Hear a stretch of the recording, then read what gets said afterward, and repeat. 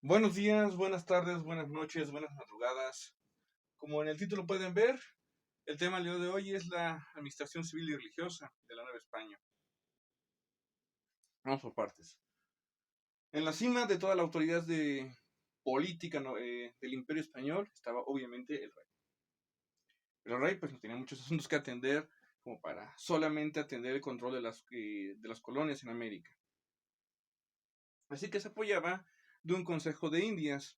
Consejo de Indias que además estaba integrado por antiguos virreyes y antiguos miembros de las audiencias locales, es decir, antiguos oidores. Ese Consejo de Indias servía en principio como políticos ya experimentados que conocían el terreno, por eso justamente eran antiguos oidores y antiguos virreyes. Este Consejo de Indias lo que hacía pues era eso, darle consejos al rey sobre cómo gobernar o qué leyes dictar para las colonias, aprovechando que pues justamente ya habían estado aquí en América. Las cédulas reales, que eran los decretos del rey, tenían tanta validez como las cédulas del Consejo de Indias. Todos los decretos del Consejo de Indias era como si los firmara el mismo rey. Y a veces luego se contraponen entre ellos. Pero bueno, eso ya está otro asunto. En principio valían exactamente lo mismo. Luego abajo del Consejo de Indias estaban los virreyes para las distintas zonas. Un virrey para la Nueva España, un virrey para el virreinato eh, del Perú, y otro. Al principio nada más eran esos dos, luego se fueron creando más virreinatos. Como el virrey concentraba, el virrey era la principal autoridad política, militar y económica del territorio, del virreinato en cuestión. Era como un rey en persona. Pero eso pues generaba algunas suspicacias porque era posible que el rey se levantara en armas. Como concentraba tanto poder, les preocupaba que se separara el virreinato del Imperio Español dirigido por el virrey en turno. Piensen que además pues finalmente las órdenes entre España y América tardaban cerca de 3 meses en llegar y otros 3 meses en lo que llegaba la respuesta desde América hasta Europa. Entonces, por eso, el virrey concentraba tanto poder para resolver asuntos de emergencia, una invasión que tuvieran de algún reino enemigo, alguna emergencia natural, una catástrofe natural. Es indispensable que el rey tuviera plenas facultades, pero para evitar que cometiera abusos por esas plenas facultades, existían audiencias que vigilaban los actos del virrey. Las audiencias cada audiencia se entregaba por 3 oidores. Y había 3 audiencias en la Nueva España, una en la Ciudad de México, otra en Guadalajara y otra en Durango. En total, entonces, 9 oidores para la Nueva España. Esos oidores tenían por función vigilar los actos del virrey, asegurarse de que no cometiera abusos, de que no solo no cometiera abusos sobre la población, sino que además no fuera una amenaza para la soberanía del rey del territorio, de que no se quisiera alzar con la tierra. Entonces, en ese sentido, pues porque había gente que acudía ante los oidores para darle quejas, y los oidores llevan a cabo sus investigaciones particulares. Por eso había 3 audiencias y cuando sesionaban, por eso había 3 oidores, para que cuando tuvieran que votar, pues hubiera criterio de desempate. Nunca pudiera haber un empate a la hora de hacer una votación. Y si por alguna razón las 3 audiencias tenían que votar, cada una en su sede, igual seguía habiendo un número impar para garantizar que no hubiera empate. Ahora, eso en cuanto a las audiencias. Luego, abajo de las audiencias estaban los corregidores. Los corregidores eran las personas en las cuales el rey delegaba fundamentalmente el cobro de tributos y el cobro de impuestos. De tributos para los indígenas, de impuestos para los españoles. Sin embargo, en ciertas ocasiones pues también tenían funciones políticas, militares, además de sus funciones propiamente administrativas. Esos corregidores gobernaban las regiones en las cuales se dividía la Nueva España, los distintos reinos. Vamos a ver cuáles son. Y abajo de los corregidores estaban los cabildos. Los cabildos se integraban de la siguiente manera.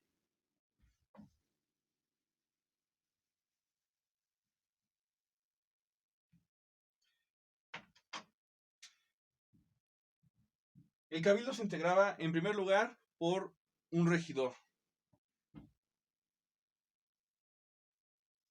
El regidor era pues quien administraba la ciudad, era el equivalente actual de un alcalde, de un presidente municipal, por decirlo de alguna manera, porque el alcalde va a tener una función distinta en este periodo. El regidor es quien administraba la ciudad, quien veía, por ejemplo, la construcción de obras públicas como fuentes, acueductos, quien vigilaba también que se quisiera cumplir la ley en la ciudad.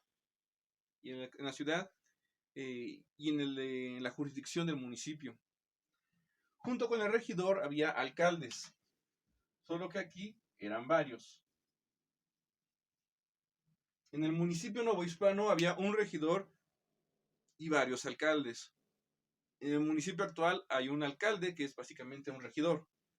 La diferencia es que mientras que el regidor novohispano se encargaba de administrar la ciudad, los alcaldes funcionaban como jueces en casos locales. Alguien que se cometió un delito, quienes juzgaban al delincuente, quienes juzgaban el caso, eran los alcaldes. Ahora, en toda esta estructura, lo que es esta posición ocupada únicamente por peninsulares. Y por tanto, virreyes y oidores eran todos peninsulares. Les debí ponerlo aquí. Estos son peninsulares. Este por default también es peninsular. Y este también es peninsular.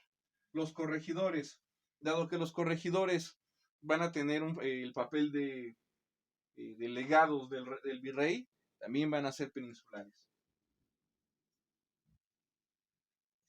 Los cabildos van a ser los únicos espacios de poder político en los cuales pueden participar los criollos. El cabildo le permitía a los criollos, sobre todo en las ciudades, tener aunque sea participación limitada en el ejercicio del gobierno y muchas veces pues a través de la audiencia jugar también mucho con esto de la competencia entre virreyes, entre el virrey y la audiencia. Como se hacía en contrapeso, y de hecho todo el aparato está pensado justamente para que se hiciera contrapeso. Como ni el rey ni el Consejo de Indias tenían una idea clara de lo que estaba pasando en América, insisto, las noticias de América les llegaban 3 meses después, nunca tenían una idea puntual y al día de lo que estaba ocurriendo en América. Entonces tenían que delegar muchas facultades y el virrey y la audiencia sobre todo se hacían contrapeso entre ellos.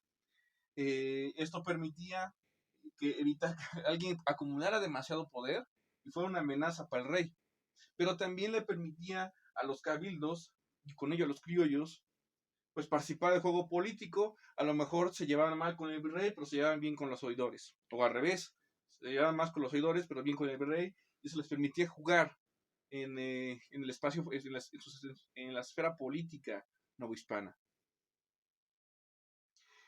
Otro tipo de cabildo también importante aquí es el de los cabildos indígenas, que también había, solo que a diferencia de los cabildos españoles, de los cabildos criollos, que normalmente vemos esa participación en las zonas urbanas, en las zonas rurales, aquí encontramos sobre todo los cabildos de indígenas, es el único espacio también de poder, la única esfera política en la que participan los indígenas, pero únicamente en su comunidad.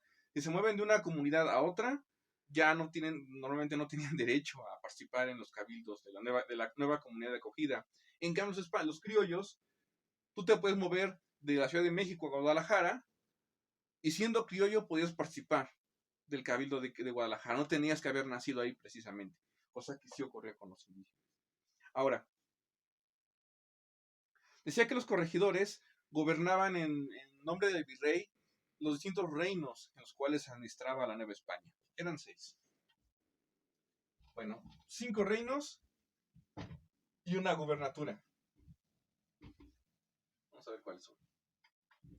En primer lugar, tenemos el reino de la Nueva España.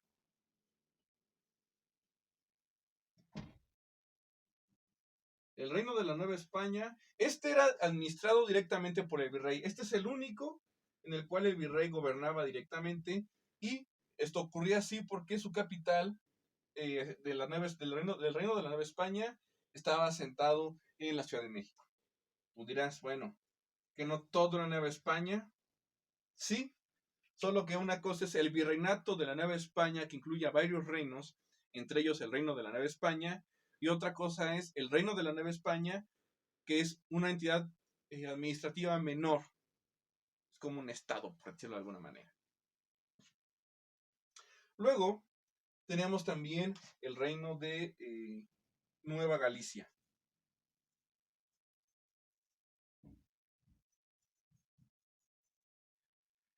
Esto ya a partir de aquí se son administrados por corregidores. Esto tenía su sede en Guadalajara, su capital. Guadalajara.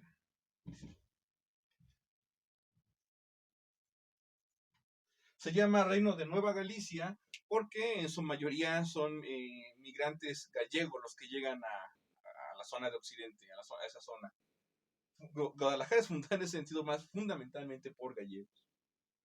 El siguiente reino es el reino de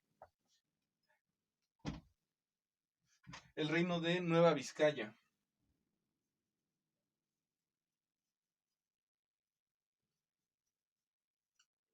Este tenía su capital en Durango.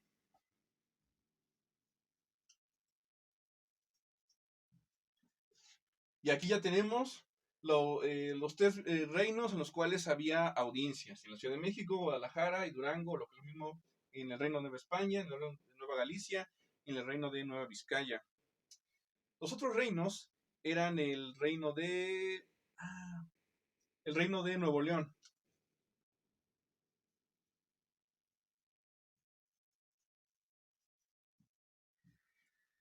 Como seguramente podrás adivinar, su capital estaba en Monterrey. Y antes de que me lo preguntes, no sé si ya entonces se casaban con sus primas. No tengo idea de eso. Seguramente sí, pero no me consta. Luego, además de esos cuatro reinos, nos falta todavía el quinto y la gobernatura. Teníamos el reino de Nuevo México.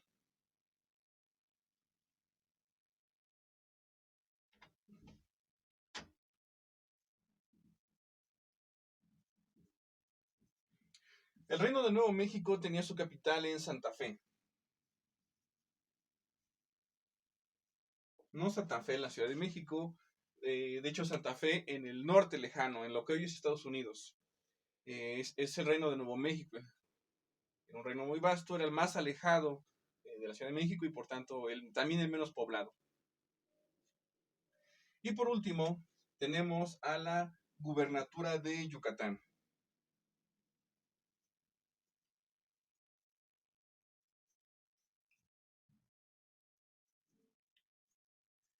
Esta con su capital en Mérida.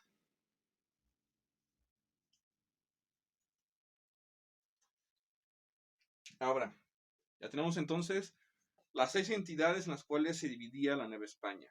Reino de Nueva España, Reino de Nueva Galicia, Reino de Nueva Vizcaya, Reino de Nuevo León, Reino de Nuevo México y Gobernatura de Yucatán. 5 reinos, una gubernatura. Hay que aclarar aquí que lo que hoy es Chiapas, en ese entonces no formaba parte de México, o mejor dicho, en ese entonces no formaba parte del virreinato de la Nueva España. Chiapas en ese entonces formaba parte de la Capitanía General de Guatemala, y era la zona más rica de Guatemala. Chale. Bueno, ahora, estos, insisto que en esta parte en la cual los distintos cargos políticos en la Nueva España, desde el virrey para abajo, estaban pensados específicamente para hacerse contrapeso entre ellos. Y evitar así que un organismo o una persona acumulara demasiado poder y fuera una amenaza para la soberanía del rey sobre estas tierras. Esto le permitía a la monarquía española tener un mínimo de control sobre la situación política de sus colonias de ultramar. Eso era bueno para la monarquía. Lo único malo, que también era malo para la monarquía, era que generaba pues un enorme caos, donde pues todo el mundo se peleaba entre sí. pero también obligaba a hacer muchas negociaciones, llegar a acuerdos, hacer concesiones a la otra parte a cambio de conseguir lo que buscabas. Entonces, pues no siempre era tan malo. Y pues tan funcionó que les funcionó por 300 años. En los últimos 100 años, bueno, los últimos 70 años más o menos, se van a implementar unas reformas que se llaman reformas borbónicas y que agregarán algunos elementos políticos, por ejemplo, la figura del intendente y la división de la Nueva España en intendencias también. Pero de eso hablaremos más adelante. Por ahora no nos metemos en broncas. Ahora, ya tenemos entonces a los distintos reinos y la administración civil de la Nueva España. Nos falta ver ahora la administración religiosa.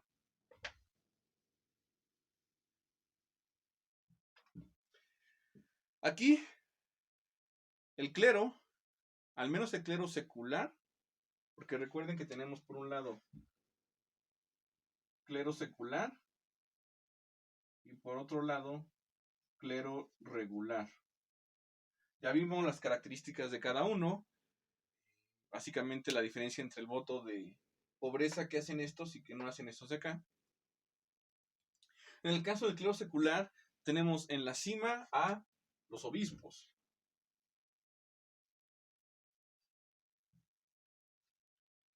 Los obispos tenían tanto poder en la Nueva España que en ciertas ocasiones, cuando por ejemplo se moría el virrey, en lo que llegaba un nuevo, en lo que le avisaban a España que ya se había muerto el virrey, y en lo que llegaba un nuevo virrey desde España, podían pasar 6 meses.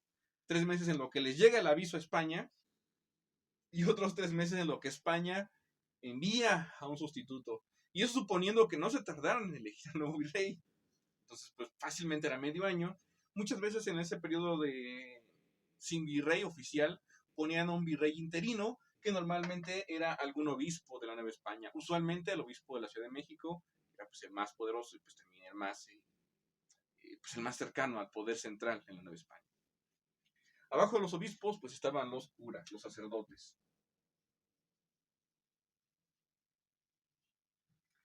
Normalmente estos eran los que administraban las parroquias de la Nueva España, y aquí pues la diferencia es los obispos solamente podían ser peninsulares y entre los sacerdotes pues podíamos encontrar tanto peninsulares como criollos, ahí sí había variado, pero pues los criollos muchas veces querían ascender a ser obispos y no podían. Va a ser el caso por ejemplo de un Miguel Hidalgo, justamente, que pues, era demasiado inteligente y ambicioso para quedarse solamente como un cura párroco. Quería llegar a ser obispo. ¿Qué mejor forma que iniciar un levantamiento armado para conseguir sus objetivos? Bueno, pero eso falta mucho todavía. Ahora tenemos por un lado entonces el clero secular dividido de esta forma. Tenemos también el clero regular que se hace contrapeso, que le hace contrapeso a las actividades.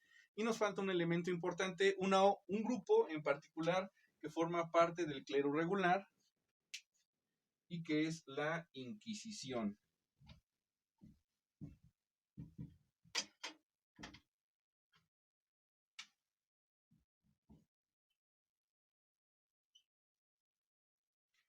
La Inquisición o Tribunal del Santo Oficio llega a la Nueva España en 1571.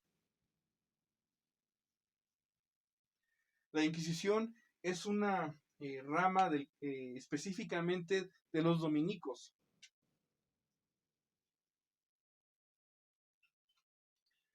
Recordarán que es una de las órdenes mendicantes, uno de los grupos haciendo bolas con el cable. Sí, es que se me estoy enredando con el cable del micrófono.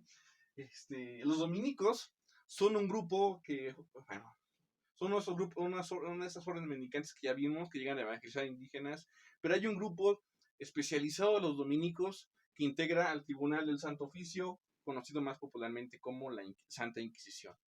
La Inquisición llega a América en 1571, 50 años después de que se conquista la Ciudad de México,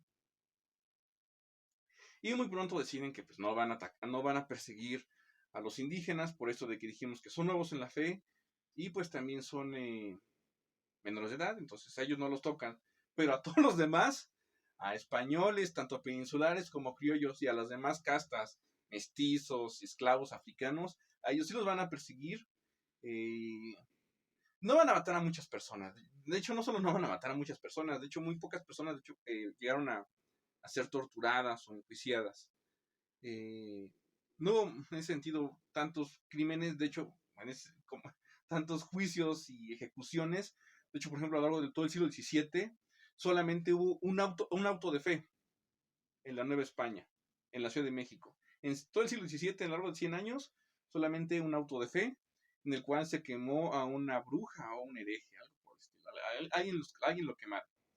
No lo quemaron vivo exactamente. De hecho, cuando ocurrió estas ejecuciones, había cuando amarraban al reo al poste en el cual lo iban a ejecutar, tenía un mecanismo pues como de un palo, un mecanismo que estaba más o menos a la altura de la nuca.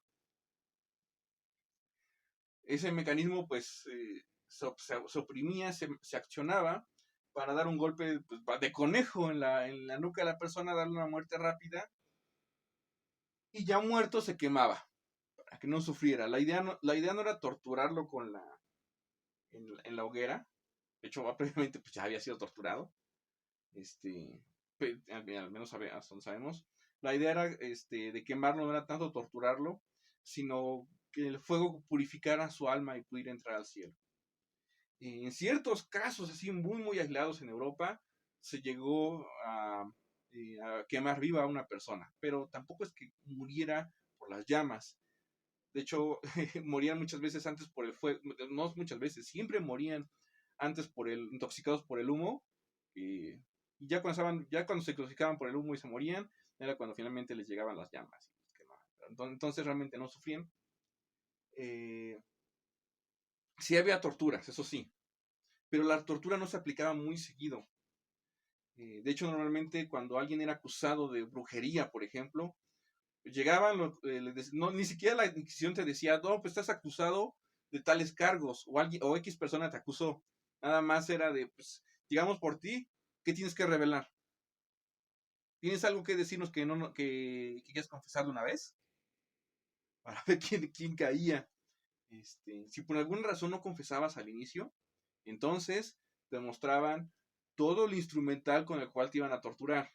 Instrumental, máquinas, herramientas, con lo que te fueran a torturar te lo mostraba.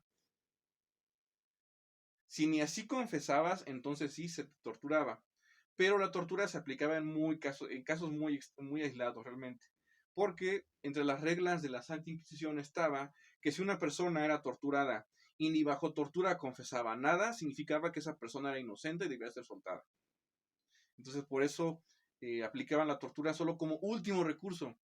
Si todos los demás métodos para intimidar no funcionaron, para sacarle una confesión, entonces sí se le torturaba. Pero, insisto, eran casos muy aislados. Ahora, fueron pocas personas las que llegaron a ser perseguidas por la Inquisición realmente en la Nueva España. Realmente el Tribunal de Santo Oficio tenía solamente gente operando en la Ciudad de México y muy pocos además. Así que pues solamente hubo persecución aquí en la Ciudad de México, y la que hubo encima pues fue muy limitada porque, insisto, era poco personal. No eran tantos. No hubo tanta persecución en ese sentido como la que pudo haber en Europa, por ejemplo, que tampoco en Europa les fue tan mal. Pero lo que sí creó fue un clima de intolerancia hacia las ideas que se salían de la fe católica. Eso sí lo creó. Ese clima de intolerancia y de discriminación hacia otros grupos y creencias religiosas, eso sí se arraigó en la Nueva España y pues hasta la fecha realmente. Bueno, eso ahora, este clima de intolerancia y de persecución va a estar presente en la Nueva España, pero al mismo tiempo va a irse formando y terminar yendo de la mano de un proceso de mestizaje cultural, de sincretismo, de un proceso en el cual elementos de las culturas mesoamericanas se funden con elementos de la cultura española, pero también se funden con elementos de las culturas africanas y también incluso de culturas asiáticas. Tanto prácticas como ingredientes, sabores, comidas, herramientas, expresiones artísticas, todo se termina fundiendo para crear en la Nueva España, incluso fuera de la Nueva España, en Europa, se terminan creando pues, cosas totalmente nuevas. Pero de eso hablaremos en el siguiente video, en el cual abordaremos justamente este tema, el mestizaje cultural. Hasta entonces.